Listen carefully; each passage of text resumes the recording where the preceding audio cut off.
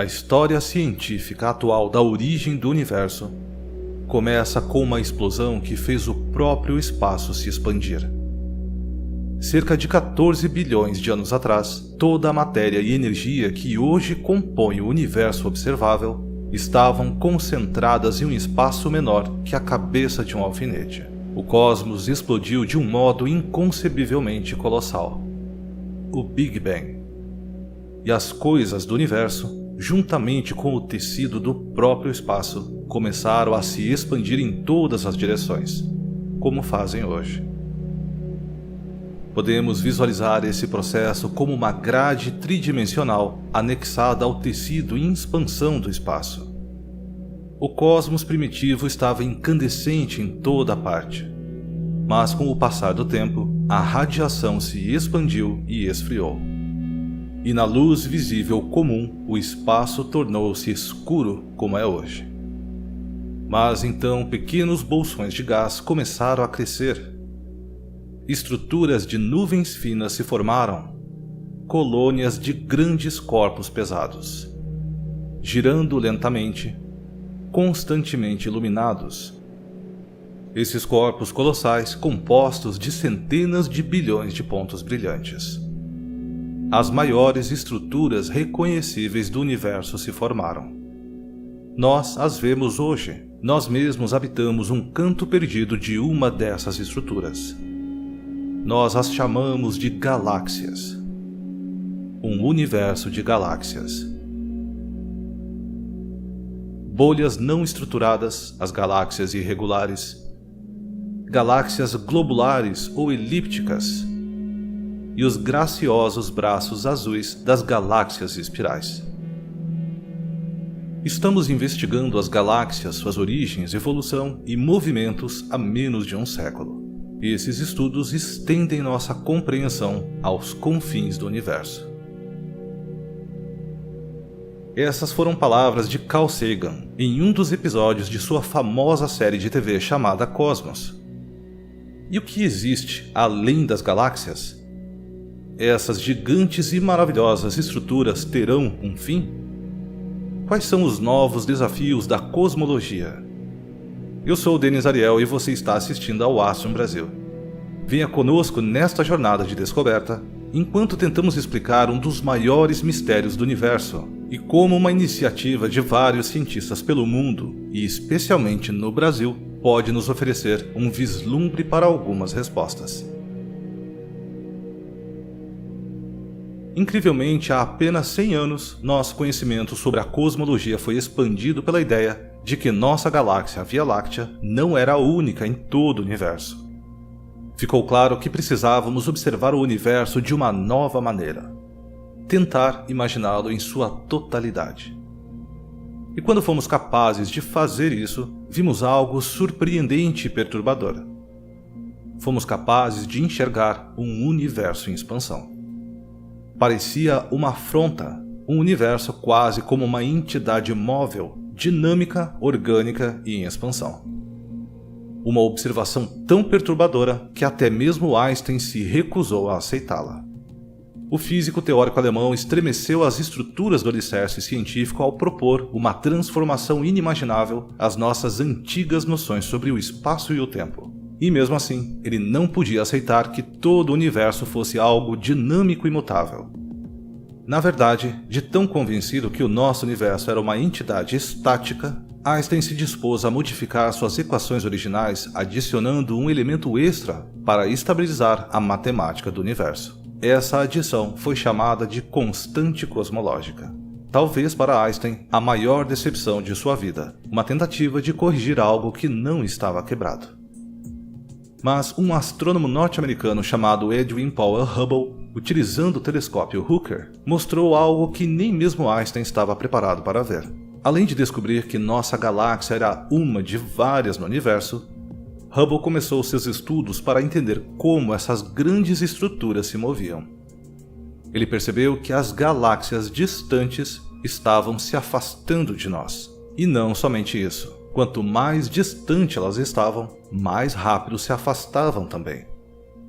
Através dos trabalhos de Einstein e Hubble, percebemos que a própria estrutura do espaço estava se expandindo e crescendo. E juntos concluíram: se o universo estava se expandindo, em algum momento no passado ele foi menor. Imaginando o passado de nosso universo, chegaríamos ao momento em que o próprio universo teve seu início. As observações e os dados nos levavam ao momento crucial no passado. Uma ideia para balançar novamente as estruturas da comunidade científica. E nem todos estavam de acordo com uma teoria do Big Bang. Se de fato houve um momento único onde tudo estava comprimido e aquecido, com um evento tão poderoso, certamente haveria vestígios desse evento. Um flash de luz deveria ter sido emitido por todo o universo. Todo o universo deveria estar imerso nessa luz. Em um determinado momento, em cada ponto do espaço, partículas de luz começaram a viajar sem obstáculos. O universo se tornou transparente para a luz. Mas toda essa luz não permaneceu brilhante para sempre. À medida que o espaço se expandia, a luz se alongava pelo espectro, de luz visível a micro-ondas. E essas micro-ondas eram captadas por antenas de televisão. Uma relíquia da primeira luz de um universo em expansão. Através dessa detecção, vários satélites foram capazes de mapear o nosso céu, cheio desse resquício de luz do início do universo. E esse é um mapa de todo o resquício da luz emitida pelo Big Bang, uma evidência de que o nosso universo teve um início. Através da radiação cósmica de fundo de micro-ondas, cosmólogos foram capazes de datar o início do nosso universo. 13,7 bilhões de anos de idade. Em 1998, uma equipe de astrônomos apresentou uma tese ao observarem explosões de supernovas em galáxias distantes. A intenção era medir com maior precisão possível a velocidade de expansão do nosso universo.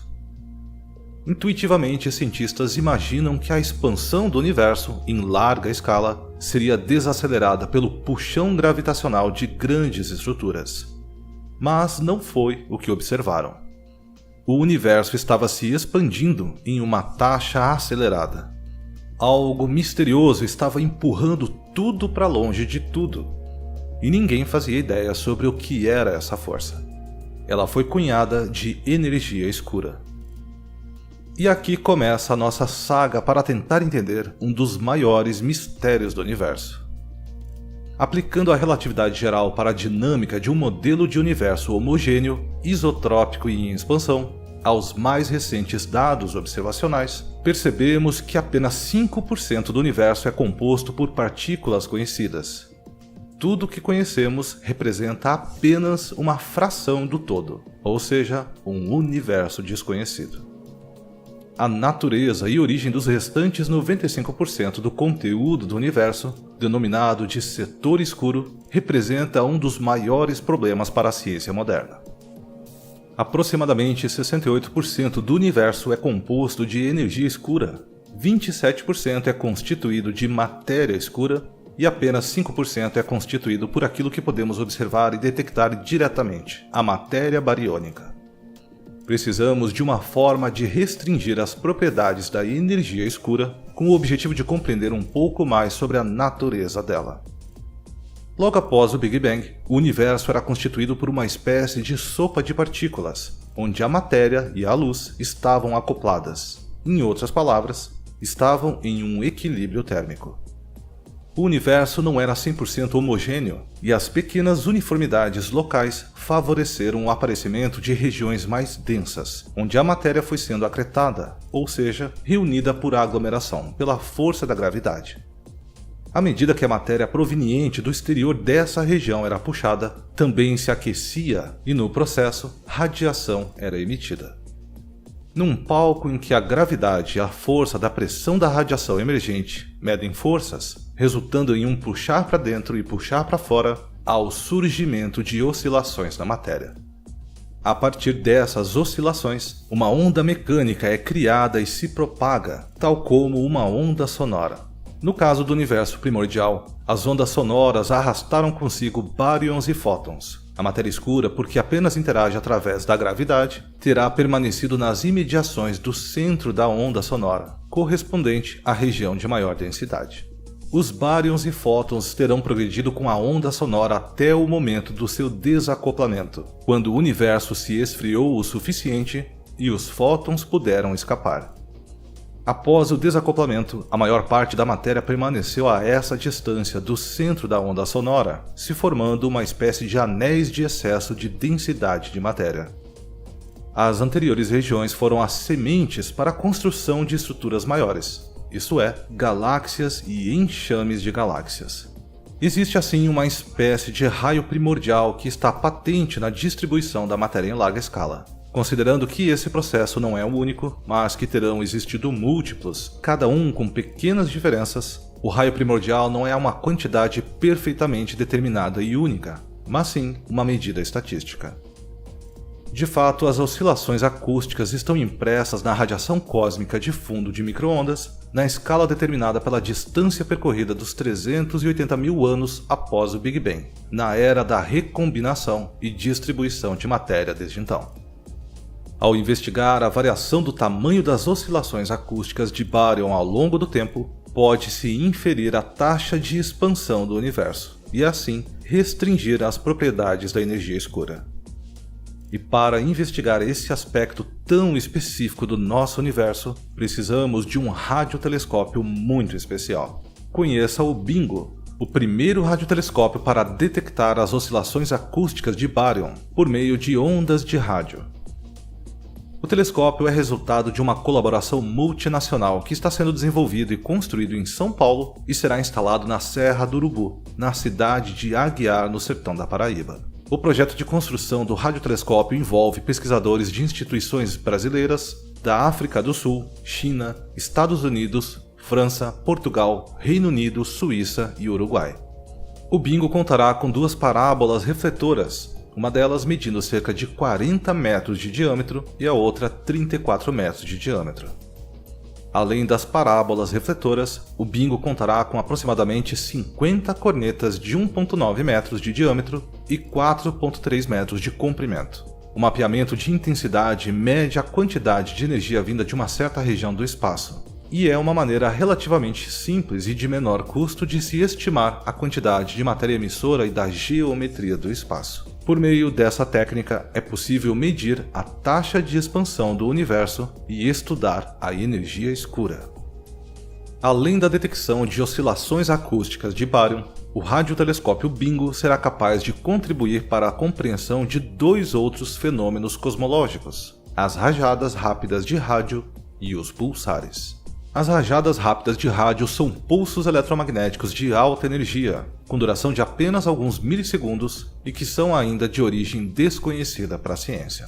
O estudo sobre os pulsares também é importante para a compreensão sobre a composição do nosso universo, as características dos campos elétricos e magnéticos em situações extremas e também servem de importantes testes para ampliar o nosso conhecimento sobre a gravidade.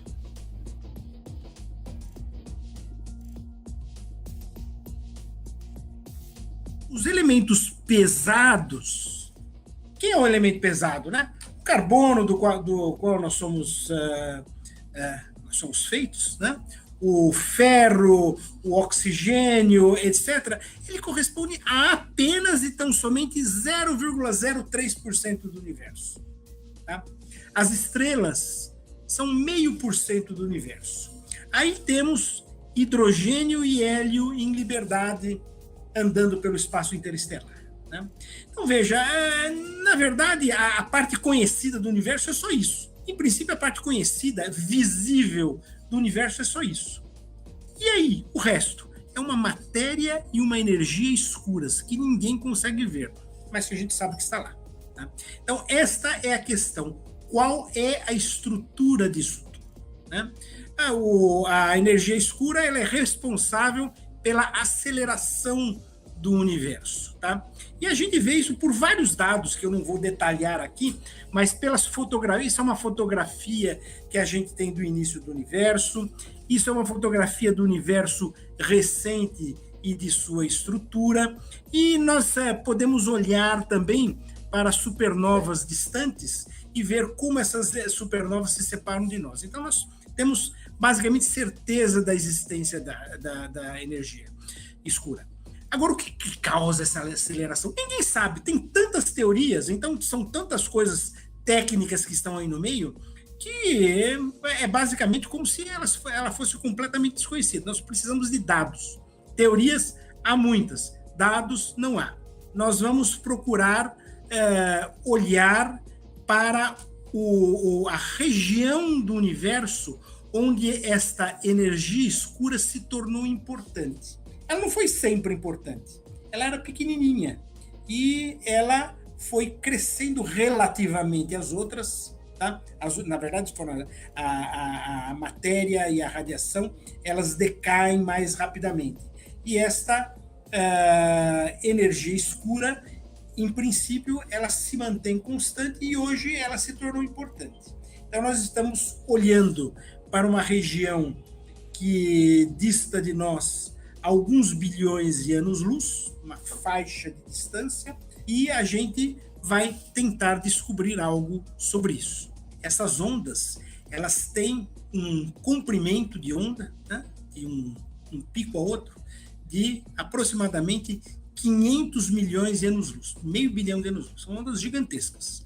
E é para elas que nós vamos olhando para os seus constituintes principais, que a gente pode ver, que é o hidrogênio, através da tal da linha de 21 centímetros de hidrogênio, que é característica do hidrogênio. Então, a gente sabe a caracterização, vai saber onde estão esses hidrogênios, a gente vai intuir, digamos assim, a distribuição de matéria escura, e com isso a gente define aquilo que chama parâmetro cosmológico, ou seja, a gente olha para lá e tem uma ideia do que temos, né? Então, nós vamos mapear a intensidade de radiação deste hidrogênio nêutron. O que é hidrogênio nêutron? Porque ele tem que estar com o seu elétronzinho ali agarrado a ele. Tem muito hidrogênio que é, na verdade, só o núcleo de hidrogênio, não é esse que nós vamos medir. Coletar dados diferentes de observações astronômicas pode nos ajudar a entender melhor a natureza da gravidade e a cosmologia. A ordem aparente do nosso universo nos permite entender o mecanismo que está por trás dele. Mas dados recentes sugerem que o nosso universo está se expandindo em peso acelerado, com profundas implicações em suas leis e composições, que deixa cerca de 95% do universo completamente desconhecido. Com suas medições, o radiotelescópio Bingo tentará revelar a natureza do setor escuro. E você certamente pode se perguntar, qual a razão para estudar isso? Quais são os benefícios? Deixo vocês com uma resposta do coordenador-geral da colaboração Bingo, o professor Dr. Elcio Abdala, do Instituto de Física da USP. Hoje a ciência, as pessoas tentam tanto aviltar a ciência como algo ou inútil, ou desinteressante, ou fora das preocupações, que deveriam estar fora das preocupações do dia a dia, que eu fico admirado, né? Nós vivemos bem porque a ciência modificou a face da Terra. Hoje nós temos exames que nunca tivemos. Uma ressonância magnética é capaz de mostrar uma doença em fases iniciais, que hoje, 50 anos atrás, os meus avós morriam aos 50 anos de idade de coisas que hoje são corriqueiras. Uma pirulinha desse tamanho assim, nós evitamos uma doença de coração que não fazíamos antes, né? Então nós precisamos da ciência, e as pessoas têm que saber que a ciência não é magia, não é nada disso, é algo útil para o desenvolvimento da humanidade e para a civilização. Nós somos civilizados por causa da ciência e não apesar dela. A ciência move a civilização. Então é isso. O que é a energia escura? Muito obrigado por assistir. Gostou desse vídeo? Então deixe o seu like e se inscreva no canal para não perder os vídeos seguintes. Quer saber mais sobre o radiotelescópio Bingo? Confira essa conversa muito especial que tivemos com o professor Elcio no canal Giro Astronômico, uma live de quase 2 horas com muitos detalhes sobre o projeto.